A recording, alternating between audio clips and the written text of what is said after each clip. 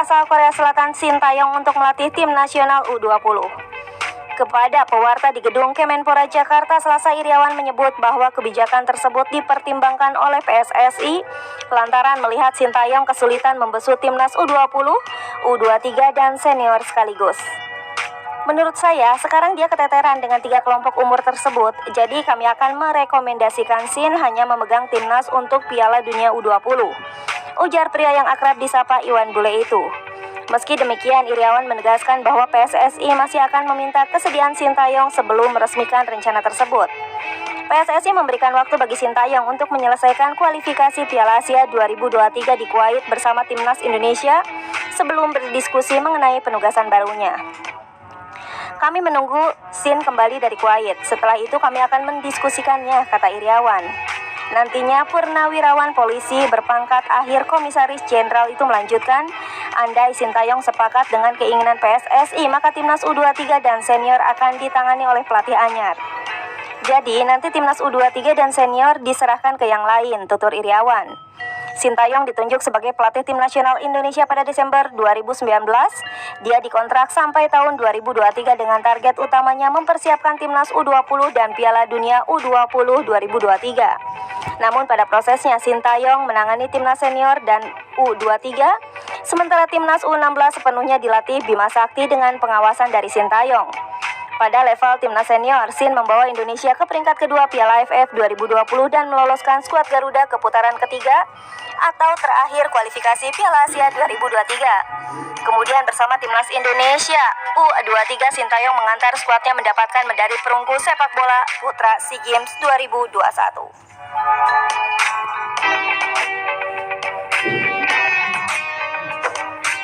Kontrak habis kelar Piala AFF 2022, Park Hang-seo gantikan posisi Shin Tae-yong sebagai pelatih timnas Indonesia senior.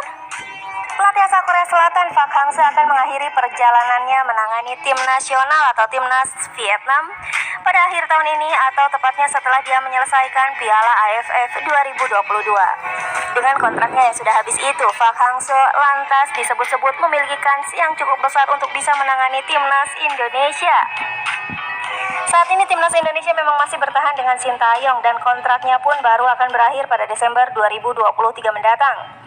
Kendati demikian, sejak dipilih menjadi pelatih timnas Indonesia senior pada Januari 2020 silam, Shin Tae-yong belum juga berhasil memberikan sebuah gelar untuk skuad Garuda. Pencapaian terbaik Shin Tae-yong dalam menangani timnas Indonesia adalah mengantarkan Egy Maulana Fikri dan kawan-kawan menjadi runner-up di Piala AFF 2020. Lalu bersama timnas Indonesia U23, Shin Tae-yong hanya bisa memberikan medali perunggu pada ajang SEA Games 2021. Kini Shin Tae-yong pun tengah berusaha membantu timnas Indonesia lolos dari babak ketiga kualifikasi Piala Asia 2023 pada Juni 2022 ini. Andai timnas Indonesia gagal lolos ke putaran final Piala Asia 2023, maka posisi Shin Tae-yong sebagai pelatih timnas Indonesia senior bisa terancam.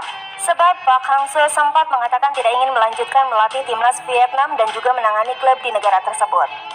Saya memiliki satu turnamen penting lagi sebelum meninggalkan timnas Vietnam, yakni Piala AFF 2022. Ini menjadi turnamen yang berarti bagi saya, mengingat akan menutup karir saya dengan sepak bola Vietnam, ungkap Park Hang-seo dalam wawancara bersama media Vietnam, Can Nguyen Occasion, mengutip dari Soha, Rabu 8 Juni 2022.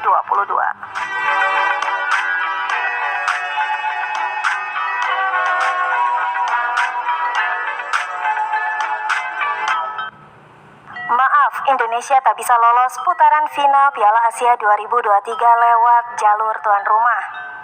Timnas Indonesia tidak bisa lolos ke putaran final Piala Asia 2023 melalui jalur tuan rumah. Skuad Garuda harus tetap berjuang melalui jalur kualifikasi untuk dapat mentas di ajang bergengsi Asia itu. Sebelumnya, Cina secara mendadak mengundurkan diri dari tuan rumah Piala Asia 2023. Kabar tersebut lantas mengejutkan pencinta sepak bola Asia.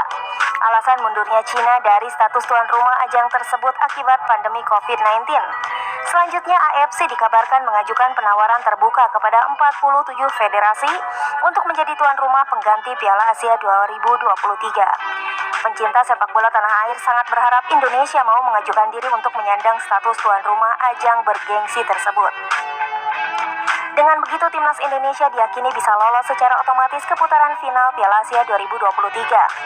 Terlepas dari hasil pada babak kualifikasi, namun demikian, harapan publik agar Timnas Indonesia lolos ke putaran final Piala Asia 2023 lewat jalur tuan rumah harus pupus. Terbaru, Konfederasi Sepak Bola Asia atau AFC justru menetapkan aturan ketat terkait negara yang boleh menjadi tuan rumah ajang tersebut. AFC memberikan kriteria utama untuk negara yang ingin mengajukan diri sebagai tuan rumah.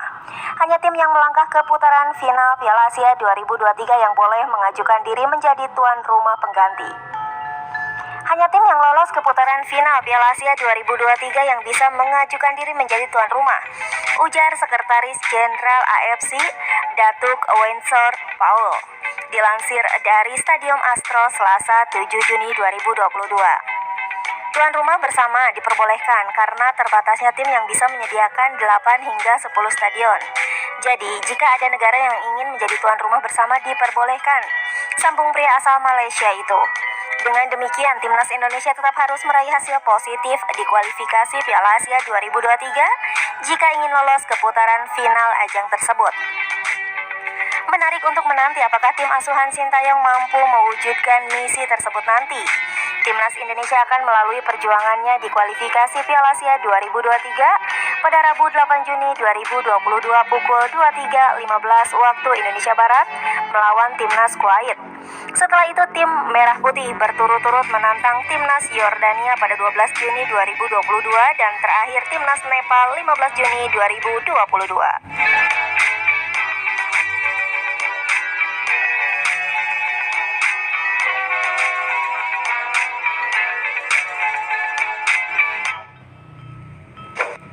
Piala Presiden bebas tes antigen dan PCR, diharapkan tak ada kasus COVID-19.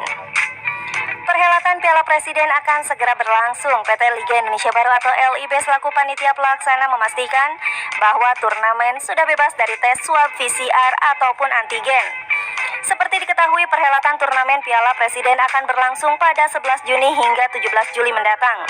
Kabar baik pun menghampiri perhelatan turnamen Piala Presiden, di mana turnamen ini boleh dihadiri oleh penonton di stadion. Tak hanya boleh dihadiri oleh penonton di stadion, di perhelatan Piala Presiden pun sudah tak ada lagi tes PCR maupun antigen kepada pemain dan penonton. Tentu ini menjadi kabar baik bagi pemain ofisial dan juga penonton. Sebab khusus kepada pemain saat perhelatan Liga 1 musim lalu harus melakukan swab PCR menjelang pertandingan.